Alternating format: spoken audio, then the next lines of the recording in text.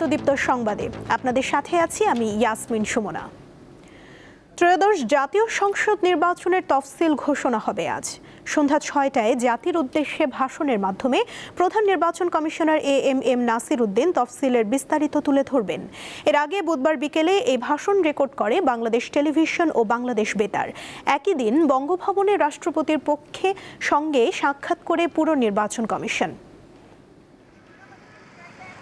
আসন্ন জাতীয় সংসদ নির্বাচন ঘিরে পুরো দেশের নজর এখন নির্বাচন কমিশনের ওপর। তফসিল ঘোষণাকে কেন্দ্র করে নির্বাচন ভবনের আশপাশে গত 2 দিন ধরে জোরদার করা হয় নিরাপত্তা ব্যবস্থা। জাতীয় সংসদ নির্বাচনের তফসিলের আগে রেওয়াজ অনুযায়ী বুধবার সকালে বঙ্গভবনে রাষ্ট্রপতি মোহাম্মদ শাহাবুদ্দিনের সাথে সাক্ষাৎ করে এএমএম নাসির উদ্দিনের নেতৃত্বাধীন নির্বাচন কমিশন। বঙ্গভবন থেকে ফিরে ইসি সচিব জানান, সার্বিক বিষয়ে সন্তোষ প্রকাশ করেছেন রাষ্ট্রপতি।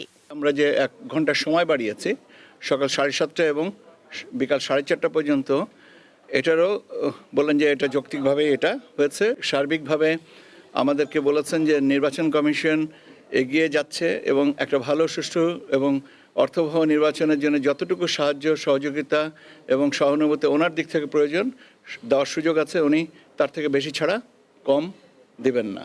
বুধবার বিকেল 4টায় নির্বাচন ভবনে তফসিল নিয়ে সিইসির ভাষণ রেকর্ড করা হয়। এতে সংসদ নির্বাচনে মনোনয়নপত্র সংগ্রহ ও জমার শেষ দিন, বাছাই, প্রার্থিতা প্রত্যাহারের শেষ সময় এবং জাতীয় নির্বাচন ও গণভোটের তারিখ সংক্রান্ত তথ্য রয়েছে। ভাষণ রেকর্ড শেষে ইসি সচিব জানান, বৃহস্পতিবার সন্ধ্যা 6টায় প্রধান নির্বাচন কমিশনার জাতির উদ্দেশ্যে ভাষণে নির্বাচনের তফসিল ঘোষণা করবেন। আগামীকাল সন্ধ্যা 6টার সময় তফসিল ঘোষণা করা হবে। মাননীয় প্রধান নির্বাচন কমিশনার উনি জাতির উদ্দেশ্যে ভাষণ দেবেন, এখানে তফসিল ঘোষণা করে দিবেন। এখন পর্যন্ত সিদ্ধান্ত হচ্ছে 300 আসনে, কারণ আমরা এখনো পর্যন্ত তো কোর্টের কোনো অর্ডার পাইনি। সরকারের ঘোষণা অনুযায়ী ফেব্রুয়ারির প্রথমার্ধেই হতে যাচ্ছে সংসদ নির্বাচন। এবার ভোট শুরু হবে সকাল 7:30টায়, বিরতিহীনভাবে চলবে বিকেল 4:30 পর্যন্ত।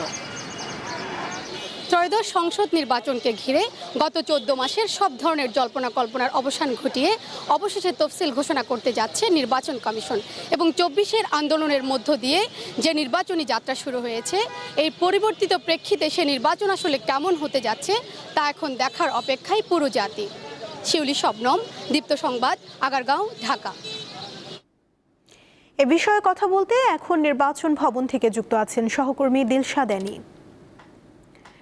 অ্যানি, তফসিলের বিষয়ে কোনো তথ্য কি জানতে পেরেছেন? বিস্তারিত জানাবেন আমাদের।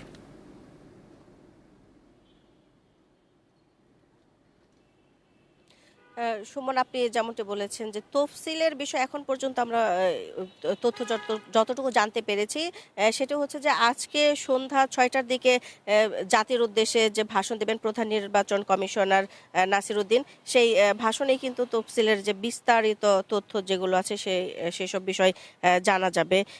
সন্ধ্যা 6টার জাতির উদ্দেশ্যে দেয় সেই ভাষণেই জানা যাবে। আর এর আগে জানেন যে গতকাল বুধবার কিন্তু আগারগাঁওয়ের যে নির্বাচন ভবন আছে, নির্বাচন কমিশন সচিবালয়ের যে জ্যেষ্ঠ সচিব আছেন আক্তার আহমেদ, তিনি কিন্তু গতকালকেই সাংবাদিকদের এ বিষয়ে যে তথ্য সেটি জানিয়ে দিয়েছেন। এর আগে বিকেল বেলায় সিএসির ভাষণ রেকর্ড করে বাংলাদেশ টেলিভিশন, সেই সাথে বাংলাদেশ বেতার। আর আপনাদের আরেকটা বিষয় জানিয়ে রাখতে চাই যে ছাত্র জনতার যে অভ্যুত্থান ছিল, অভ্যুত্থানের পর 5 আগস্ট যে সরকারের যে আওয়ামী লীগ সরকারের পতন হয়, এরপরেই যে অন্তর্বর্তী সরকার গঠনের পরেই তারা বলেছিল যে 2026 সালে ত্রয়োদশ জাতীয় নির্বাচনের তারা ব্যবস্থা করবেন। সেই ঘোষণা অনুযায়ী নির্বাচন কমিশনও গঠন করা হয়। নাসির উদ্দিন ওনার নেতৃত্বে নির্বাচন কমিশন গঠন করা হয়। এরপর থেকেই বারবার নির্বাচন আদৌ হবে কি হবে না এটা নিয়ে সাধারণ মানুষের যেরকম জল্পনা কল্পনা ছিল, সাধারণ মানুষের মধ্যে একটা বিভ্রান্তি ছিল আসলে নির্বাচন হবে কিনা, কিন্তু বারবার অন্তর্বর্তী সরকার থেকে কিন্তু বারবার বলে আসা হয়েছে নির্বাচন হবে এবং সেটি 2026 সালে নির্বাচন হবে। এরপর আবার যেটি ছিল যে আসলে নির্বাচন কখন হবে বা কোন মাসে হবে, সেই মাসটিও এখন আমরা সবাই জানি যে ফেব্রুয়ারির প্রথমার্ধে নির্বাচন হবে, কিন্তু এখন পর্যন্ত যে তারিখ যেটি আছে সেই তারিখটাও নির্ধারণ করা হয়নি। সেই নির্ধারণ করা হয়নি এখন পর্যন্ত। আজকে যে সন্ধ্যা ৬টায় যে ভাষণ যেটা দিবেন সেই ভাষণের মধ্যেই জানা যাবে নির্বাচন যেদিন অনুষ্ঠিত হবে নির্বাচনের তারিখ সেদিন জানা যাবে।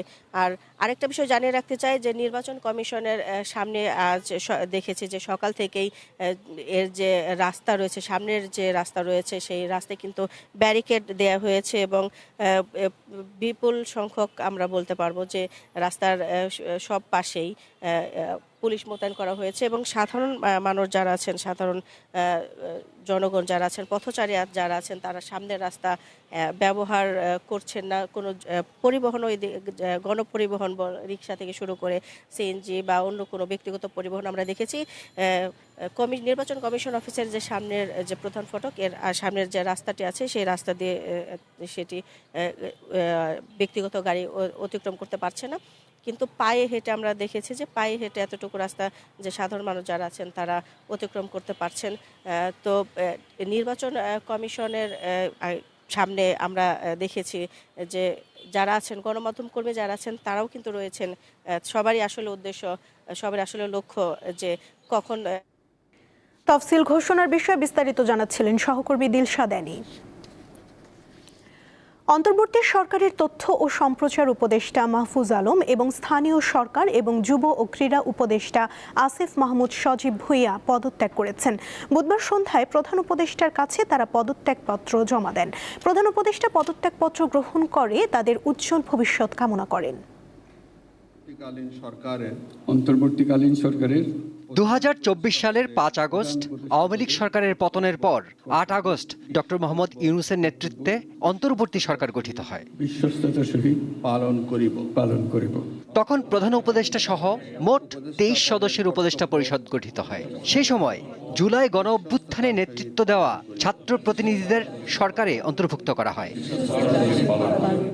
বুধবার তাদের পদত্যাগের মাধ্যমে সরকারে আর কোনো ছাত্র প্রতিনিধি থাকল না। সবশেষ মাহফুজ আলম দায়িত্বে ছিলেন তথ্য ও সম্প্রচার মন্ত্রণালয়ের উপদেষ্টা হিসেবে, আর আসিফ মাহমুদ সজীব ভুঁইয়া ছিলেন স্থানীয় সরকার, পল্লী উন্নয়ন ও সমবায় মন্ত্রণালয় এবং যুব ও ক্রীড়া মন্ত্রণালয়ের উপদেষ্টা।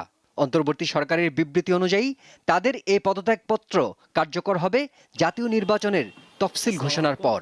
আজ বিকেল 5টা নাগাদ প্রধান উপদেষ্টা প্রফেসর মোহাম্মদ ইউনূসের কাছে তাদের পদত্যাগপত্র জমা দিয়েছেন। উপদেষ্টারা রাষ্ট্রীয় অতিথি ভবন যমুনায় উপস্থিত হয়ে পদত্যাগপত্র জমা দিলে প্রধান উপদেষ্টা তা গ্রহণ করেন। তাদের পদত্যাগ নির্বাচন কমিশন তফসিল ঘোষণার সাথে সাথে কার্যকর হবে। সংবাদ সম্মেলনে প্রেস সচিব জানান, জুলাই গণ অভ্যুত্থানের সম্মুখ সারিতে থেকে নেতৃত্ব দেওয়া এই দুই ছাত্রনেতার পদত্যাগপত্র গ্রহণের পর প্রধান উপদেষ্টা তাদের ভবিষ্যৎ জীবনের জন্য মঙ্গল কামনা করেছেন।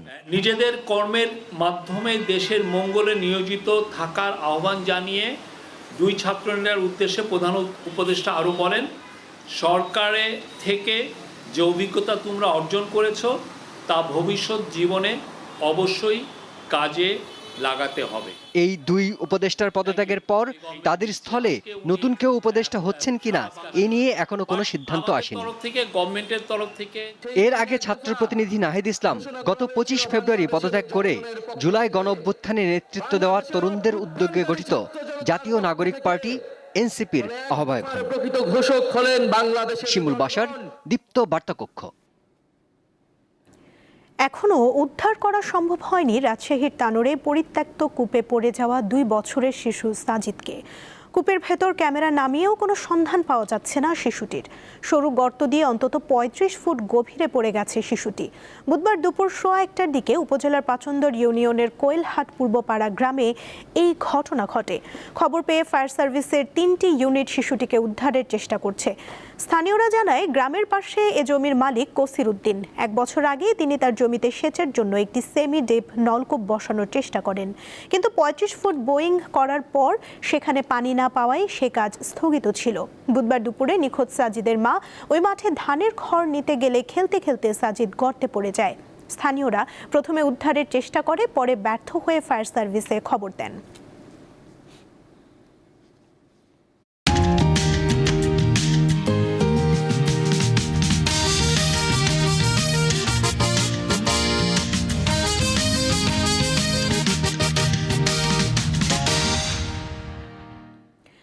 মুক্তিযুদ্ধের ইতিহাসে 11 ডিসেম্বর গুরুত্বপূর্ণ ও ঘটনাবহুল একটি দিন। এদিন যশোরে স্বাধীন বাংলাদেশের কোনো মুক্তাঞ্চলে প্রথমবারের মতো জনসভার আয়োজন করা হয়।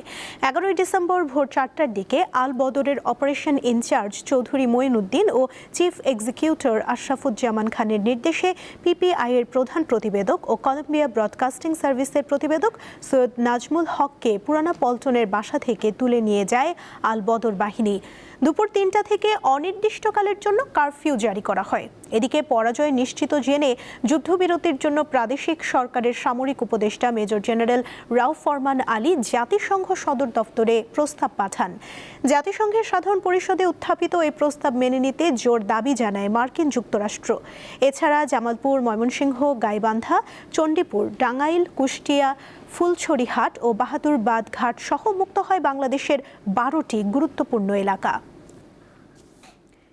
বিএনপির চেয়ারপারসন খালেদা জিয়া আইসিইউতে আছেন। তিনি চিকিৎসা নিতে পারছেন বলে জানিয়েছেন তার ব্যক্তিগত চিকিৎসক AZM জাহিদ হোসেন।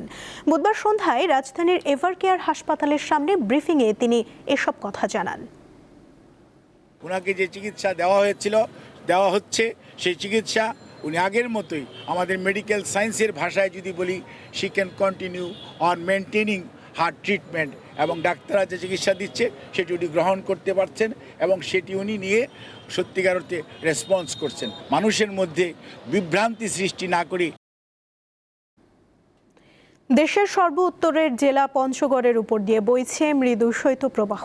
সকাল 6টায় জেলায় সর্বনিম্ন তাপমাত্রা 8.9 ডিগ্রি সেলসিয়াস রেকর্ড করেছে তেঁতুলিয়া আবহাওয়া অফিস। উত্তরের আরেক জেলা কুড়িগ্রামেও জেঁকে বসেছে শীত। এতে জনজীবন অনেকটাই স্থবির হয়ে পড়েছে। দুর্ভোগে পড়েছেন নিম্ন আয়ের মানুষ। ভোর 6টায় জেলায় সর্বনিম্ন তাপমাত্রা ছিল 10.8 ডিগ্রি সেলসিয়াস। তবে নওগাঁর তাপমাত্রা কিছুটা বেড়েছে। সকাল 9টায় সর্বনিম্ন তাপমাত্রা 13 ডিগ্রি সেলসিয়াস পরিমাপ করা হয়।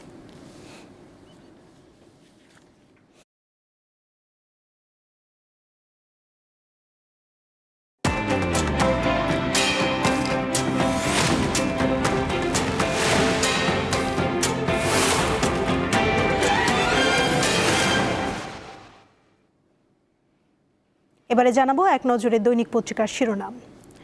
আমাদের হাতে রয়েছে প্রথম আলো পত্রিকা, যার প্রধান শিরোনামে আমরা দেখতে পাচ্ছি জাতীয় সংসদ নির্বাচনের তফসিল ঘোষণা আজ। ত্রয়োদশ সংসদ নির্বাচন নিয়ে প্রতিবেদন। সন্ধ্যা 6টায় জাতির উদ্দেশ্যে দেয়া ভাষণে নির্বাচনের তফসিল ঘোষণা করবেন প্রধান নির্বাচন কমিশনার। এদিকে 2 উপদেষ্টার পদত্যাগ, আজ তফসিল ঘোষণা মাত্র কার্যকর। আসিফ মাহমুদ নির্বাচন করবেন, তবে কোন দল থেকে তা বলেননি। মাহফুজ আলম কিছুই জানাননি। এদিকে চুরি ধরা পড়ায় মা মেয়েকে হত্যা করেন গৃহকর্মী, গ্রেফতারের পর জিজ্ঞাসাবাদ। পণ্য রপ্তানি বৈচিত্র্যে ভিয়েতনাম মডেল অনুসরণ করতে হবে, গোলটেবিল বৈঠক। যুগান্তর পত্রিকার প্রধান শিরোনামে রয়েছে তফসিল ঘোষণা আজ সন্ধ্যায়, নির্বাচন 12ই ফেব্রুয়ারি, ইসির সুপারিশে বদলাবে মাঠ প্রশাসন। এদিকে পদত্যাগ করলেন 2 ছাত্র উপদেষ্টা। নির্বাচনে অংশ নিতে চলছে প্রস্তুতি, তবে তারা কোন দল ও আসন থেকে নির্বাচন করবেন তা এখনও স্পষ্ট হয়নি। শেষ পর্যন্ত যোগ দিতে পারেন এনসিপিতে। দৈনিক ইত্তেফাকে দেখতে পাচ্ছি নির্বাচন করতে উপদেষ্টার পদ ছাড়লেন মাহফুজ ও আসিফ। পদত্যাগপত্র গ্রহণ করে প্রধান উপদেষ্টা বললেন, এটি একটি রূপান্তর মাত্র। আশা করি ভবিষ্যতে বৃহত্তর পরিমণ্ডলে তোমরা আরও বড় অবদান রাখবে। তোমাদের সুন্দর ও শুভ ভবিষ্যৎ কামনা করি। এদিকে 14 নারী সহ 125 আসনে প্রার্থী ঘোষণা করল এনসিপি। কালের কণ্ঠ পত্রিকার প্রধান শিরোনামে দেখতে পাচ্ছি তফসিল আজ সন্ধ্যায়, জাতীয় নির্বাচন ও গণভোট। এদিকে চিকিৎসায় সাড়া দিচ্ছেন খালেদা জিয়া। কন্টেইনার ডিপো বন্ধের হুমকি, রপ্তানিতে অচল অবস্থার শঙ্কা। দেখে নিলাম আজকের দৈনিক পত্রিকার শিরোনামগুলো। এই ছিল এখনকার মতো। পরবর্তী সংবাদ দুপুর 1টায় বাণিজ্য সংবাদ দেখার আমন্ত্রণ রইল। এছাড়া আরও তথ্য পেতে যুক্ত থাকুন দীপ্ত ডিজিটাল প্ল্যাটফর্মের সাথে। ধন্যবাদ সবাইকে।